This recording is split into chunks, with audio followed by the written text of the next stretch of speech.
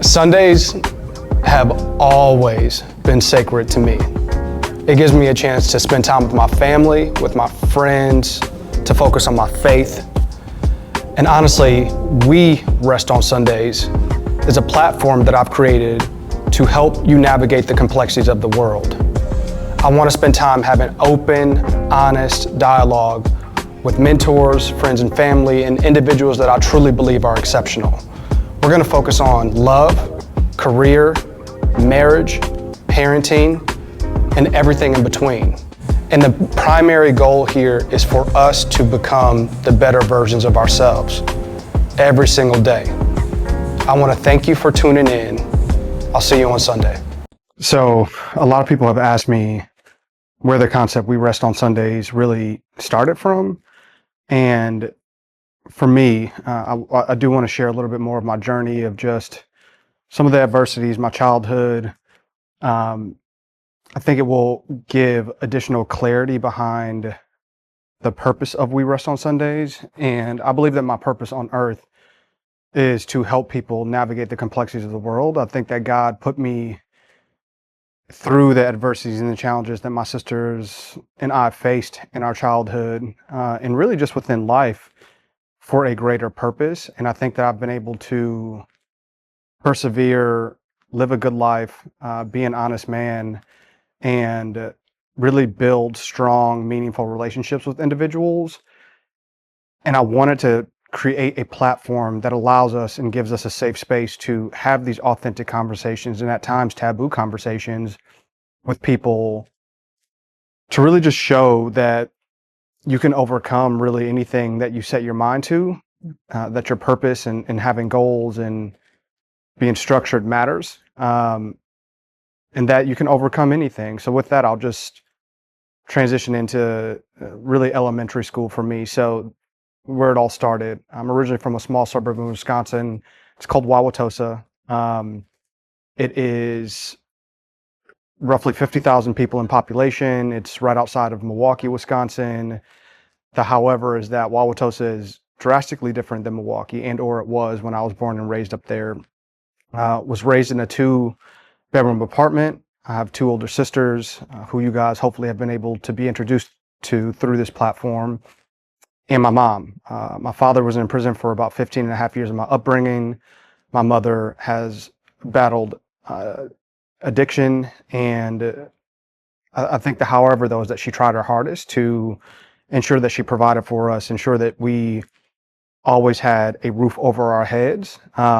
But those foundational years for me in elementary school were very challenging. I think we were raised in this suburb where, again, roughly 50,000 people in population. However, though, it was greater than 90% Caucasian, and I believe it was less than 4% Black in this suburb. And poverty rates at this point in the suburb were less than 3%. So I would deem it as a middle class, at times upper middle class, depending on the family, suburb. And we were able to be raised in this suburb because we lived in subsidized housing. So it was a 2-bedroom apartment in this suburb. We were zoned a really, really good school district. And I believe that was my mom's motivation or her why she was passionate about us being in this neighborhood.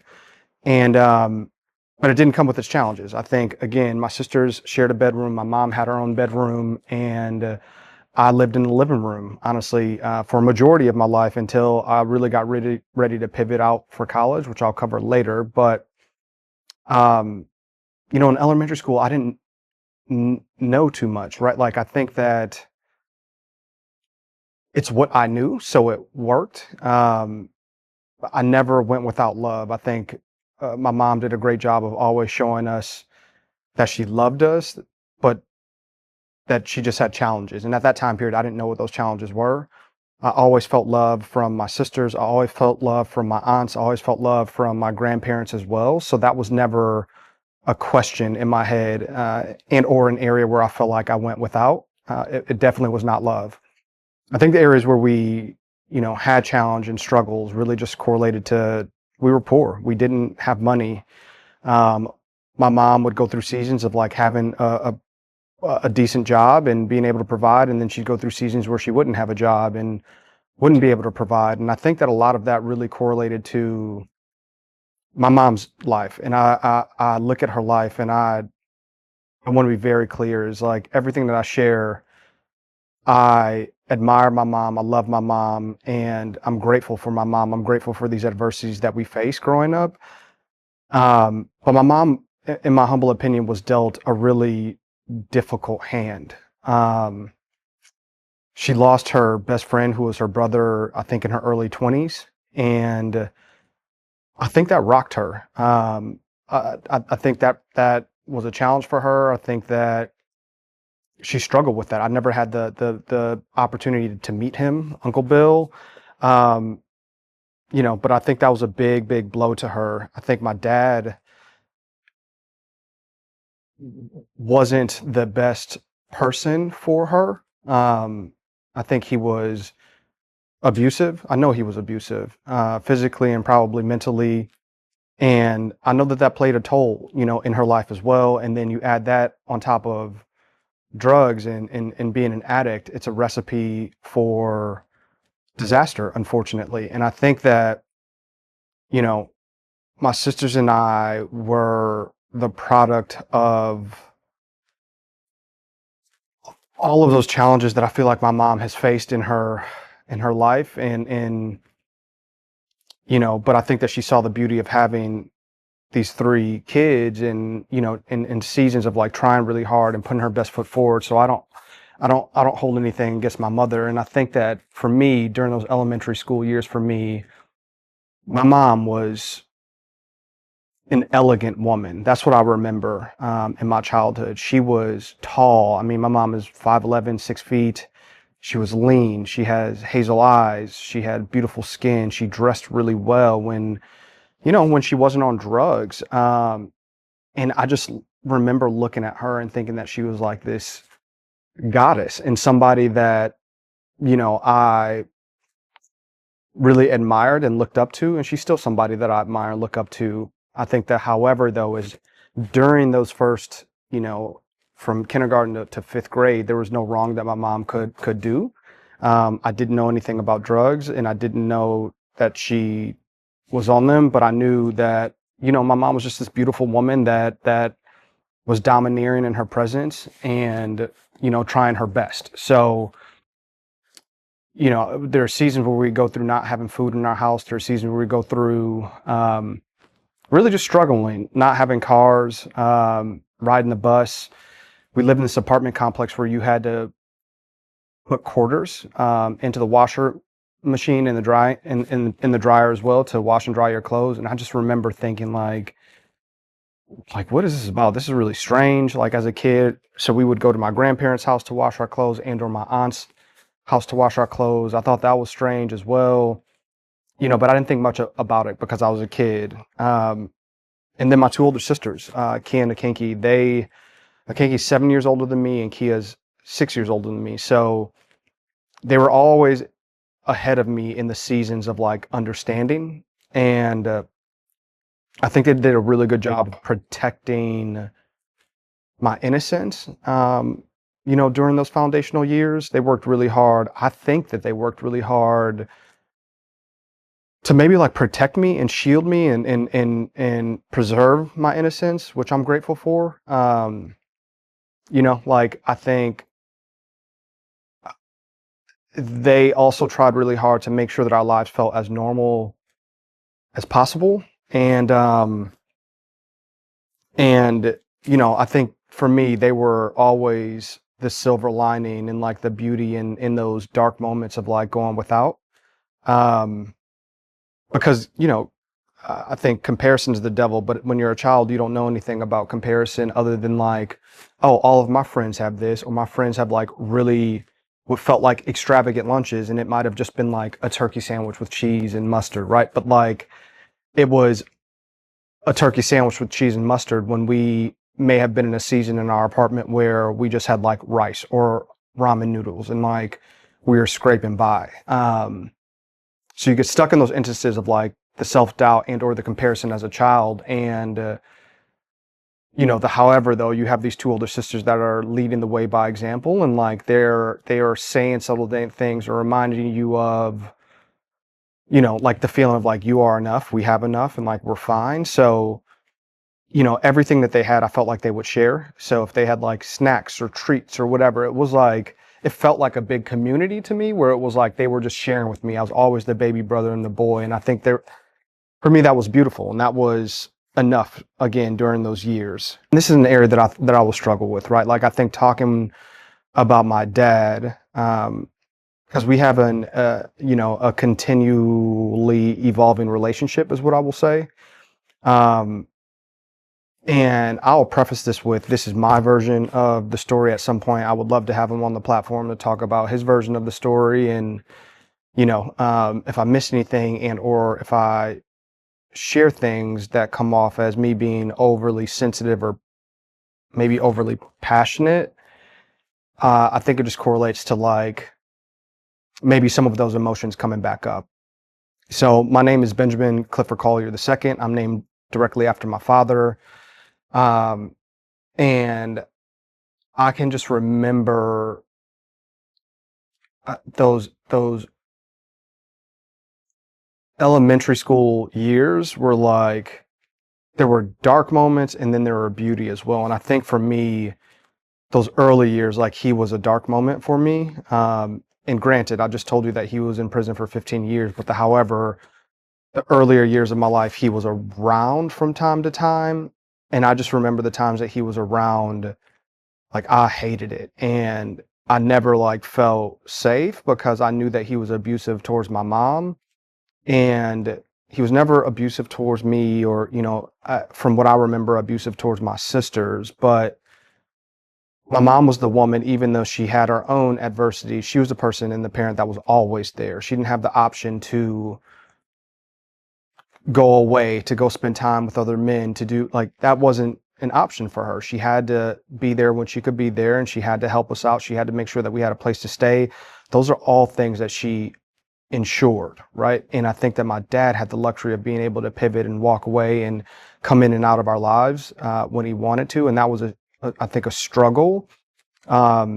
He sold drugs, so he was a drug dealer, and I think I really, really struggle with that to this day, because it's like, I know that my mom was an addict. I know my dad was a drug dealer. And it's just like all of these feelings get mixed into like how we got here potentially. And again, like, I think that now he's a man that would love to have another shot to like try to do things differently, to build a stronger relationship with me, for sure. And because I think he has decent relationships with some of his kids. I don't know how many kids my father has, but he has more than just the three of us. He has multiple kids by multiple different women, and I think that also played into like my maybe attitude towards him. And for me, there's just one story, and I hope that the people involved don't mind me sharing it, but it was a defining moment, I think, of my early childhood years.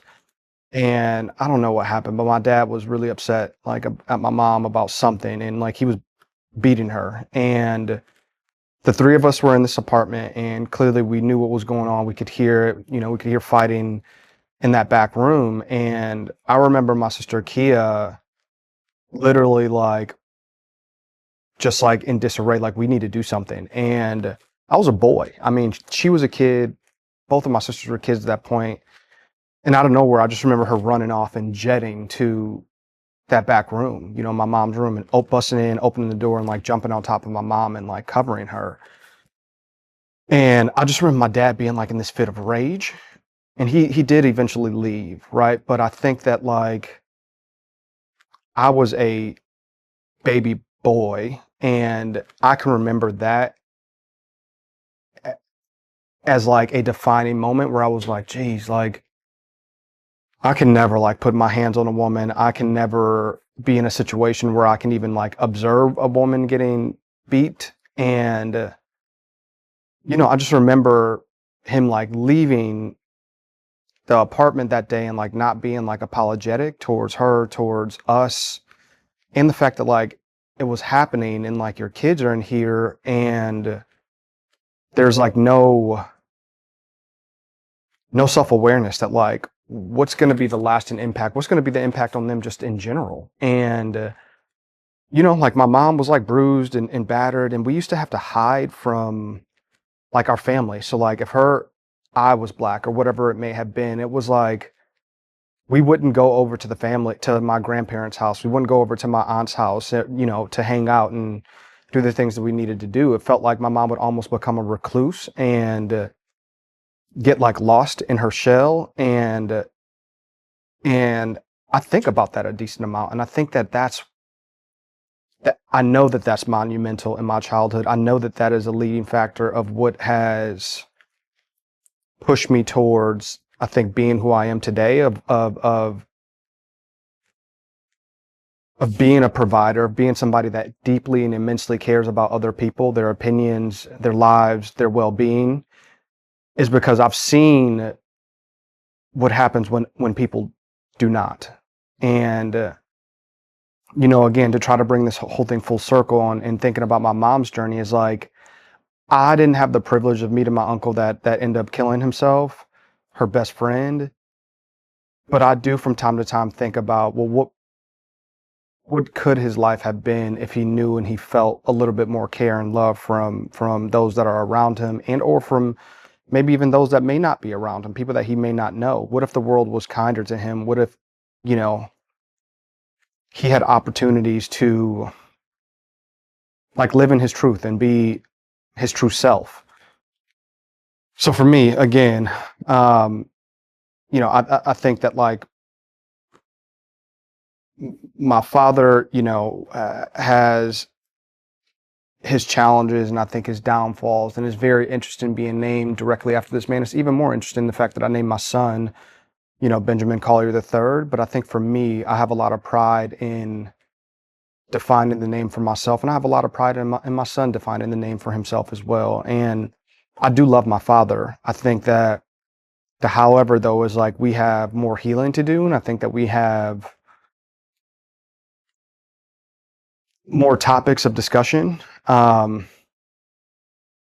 yeah, that's where I'll leave that. And lastly, I think that like, again, being raised in this predominantly white suburb, being poor,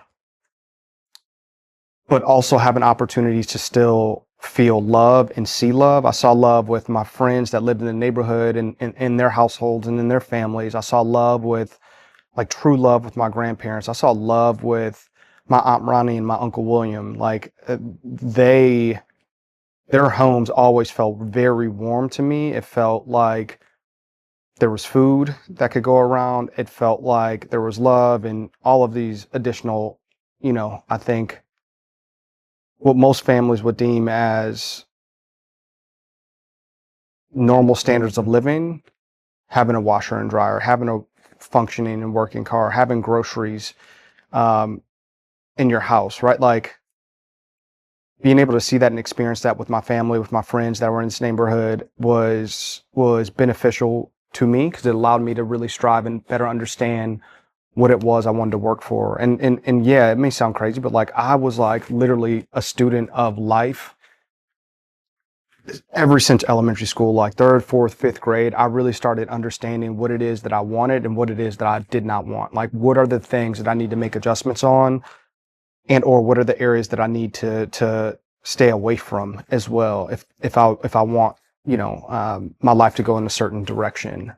And time talking about my Aunt Ronnie and Uncle William. Aunt Ronnie is my mother's sister, and Uncle William was her husband. He passed due to cancer maybe 15 years ago at this point, but he was an exceptional man for me. And again, I mentioned that my father was gone for 15 and a half years of my upbringing in prison, and I feel like he being my Uncle William, stepped into that void of an older male figure and role model. And I think he did it with just honor, dignity, and respect, and so much love and care. Where he wasn't my blood, right? He was married into my family, but he treated me like a son, right? Like he had his own son. So I don't mean any disrespect there, who was my close cousin. Um, but I think that my uncle and my aunt knew that things weren't always right in our apartment, and they would just step in. They'd pick us up. They'd go grocery shopping or take us grocery shopping. They would pick us up and allow us to bring our dirty clothes to go and wash at their house. And they just didn't ask questions. And I think for some people that would probably bother them. However, for me, it didn't bother me. It actually made me feel more cared for in a weird way, that I could just show up and be in what felt like this super healthy household. There was just love in my Aunt Ronnie and my Uncle William's house. They have two kids, my cousins Nikki and William. We call them Chub, and like church was a non-negotiable in this house, right? Like every Sunday, if you're gonna sleep over here this weekend, you're going to church. They always had groceries and snacks and food. You know, like the phone always worked in their house. They always had cars that were functioning and working. You know, we would always be able to go and like have McDonald's after church, or like those are small subtleties in my upbringing that were really luxuries. And being able to see the love in that household made me see like what really could be possible, right? Like, and granted, like I'm sure my aunt may not say like, "Oh, my marriage was perfect," and it's like it to her, like maybe that may be the case, but for us, boy, did it look perfect. It looked like this is what I desire to have. This is what I would want to strive to have. This is what I want my kids to feel. And how I want to make my nieces and my nephews feel as well, right? Like I always felt accepted, and even to this day, like my aunt does such a great job of. It doesn't matter if you miss her phone call 2, 3 times. She's gonna call you still a fourth, and then say, "All right, this is my last time calling you," and you know that it's not her last time calling you, and you know that you need to make it a priority to call her back and to talk to her, because you're just gonna feel love on that call as well, right? And like that's how she made me feel my entire life, right? From I think my birth until, me being 36 years old. And, like she just never really, and if she did get in fights with my mom or arguments with my mom, like I didn't see it.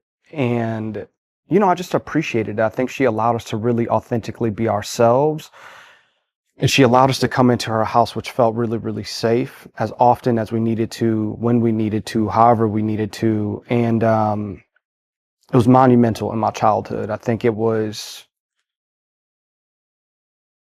allowed me to see what I desired to have and what I wanted to build as I got older and got married and, decided to have kids on myself. So what I will say is, one, shout out to my Aunt Ronnie and Uncle William, but two, just thank you, because I think that what I've been able to curate in my household with my kids, my wife, like it just feels like love. It's warm. It's love, and I think we were able to replicate a lot of the things that I was able to see during those moments and instances of spending time at my aunt's and my uncle's house. That helped me just see like a sense of normalcy, and it helped me like understand what needs to be the goal or the move forward that I need to be approaching. And now being in a position of having that, I am grateful for her, and I want her to know that. I want her to feel that. I want her, to hopefully be proud of me and be proud of,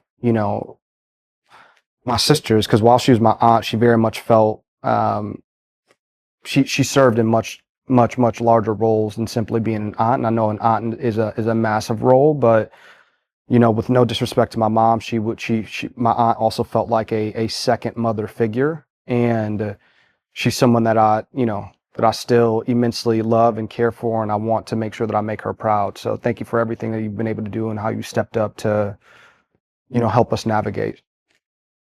Lastly, I hit on this a little bit, but even without, like cars consistently, food consistently, opportunities to wash and fold our clothes. Like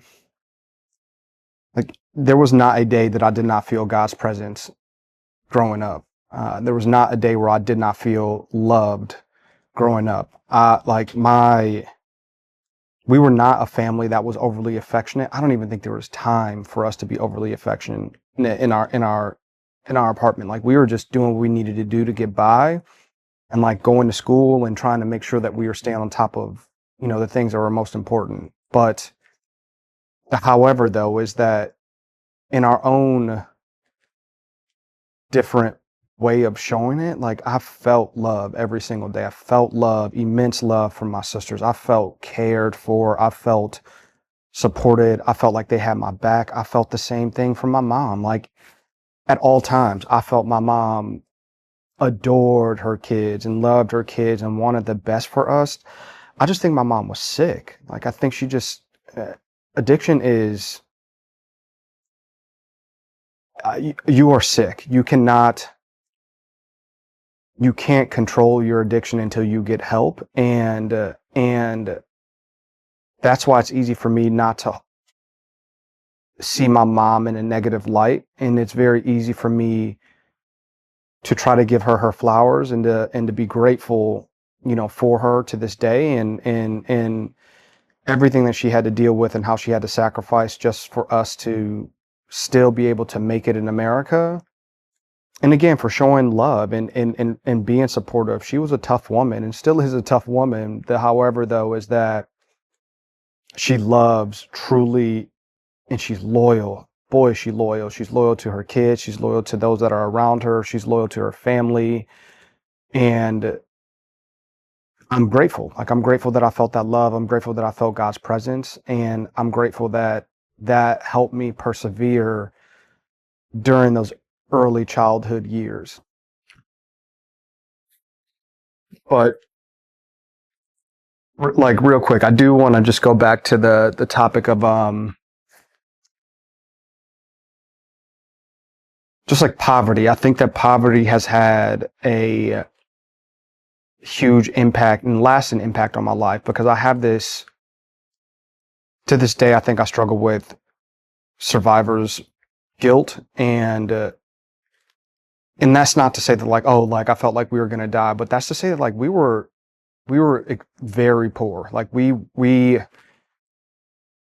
I remember when we had like, we went through seasons of like having cars and not having cars. And I remember one time we had this car, and my sisters and I used to joke, and we called it the Flintstone car, because literally in the back, I think it was behind the back driver seat, if you lifted up the floor mat, like you could literally see the pavement, because there was a hole, and like a little hole in the like on the floor area of this car. So it reminded us of like Fred Flintstone and them literally using their feet to make this car go. It was insane. And I remember, like also like my mom going through a really good season, and like we had for the first time ever, I remember us having like this brand new Grand Am. It was like Hunter or Forest Green, and it had flakes in it, and it looked beautiful. I can remember the new car scent, and I'm like, oh, she's really going to be like on a good path now. And that car got repossessed. And I can remember to this day going into our apartment's garage and like the car being gone. And I'm like, where's our car? Like what's going on? And it wasn't until, I don't know, a couple of weeks later when the car just literally was not coming back. And I think my sisters explained that the car was repossessed. And at that point, I'm just like, huh? Like, I thought we were in a good place, but clearly we weren't financially. We were, back to right where we were before. And yeah, like that resulted in us like having to ride the bus. To this day, I hate riding the city bus. To this day, when I see city buses ride by, like it like gives me anxiety, because it just reminds me of like potentially having to go back to the dark place of going without, of not having enough food, of not having a home, like, and I think that again, the poverty piece, having to Like, take all of your dirty clothes, get on a city bus, ride that bus to your grandparents' house to go then wash, dry, fold your clothes, get back on the bus, take the bus back to your suburb to then put your clothes away is like, it is a different standard of living is what I will say. And as a kid, like you feel like you're walking miles because you're like, this is crazy. You're carrying bags or whatever it may be. But I think that it taught me a lot of humility as well. And it reminds me to this day that like the items and the things that we currently have in our life and the money that we're able to make within our careers, both my wife and I, like we have already prayed for the things that we have. It's like I force myself to go back to those moments of early childhood and remember not having a car, not having a washer and dryer, not having food in the house, like, going without for a plethora of things forces me to stay grounded in like being a man of compassion. I think being a man that doesn't need to be flashy, doesn't need to flaunt items, and also being a man that just immensely cares for people, immensely cares for the individual story. So again, while my early foundational years were rough, they were also beautiful at the same time, and they had play a huge factor in why I'm spending time creating this platform. We rest on Sundays. I think it's going to allow me to live more on my purpose, to share more of really my vision and these exceptional relationships and individuals that I've been blessed to meet over the years and help them share more of their journey. And ultimately, the goal is to just help other people that we may not ever know, see, meet, help them navigate and see that, like, whatever it is that you want to get out of this life, you can. And not only can you, there are people here that will help you, including myself. So I hope that I'm able to scale this. I'm hoping that I'm able to reach a greater audience. And it's not, it's really not for me to make more money or to, like be boastful. It's literally for me to live more on my purpose and for me to hopefully help others understand that you can come from nothing or you can come from everything and you can still be a person that values life, that values relationships, that values caring for your community. Thanks.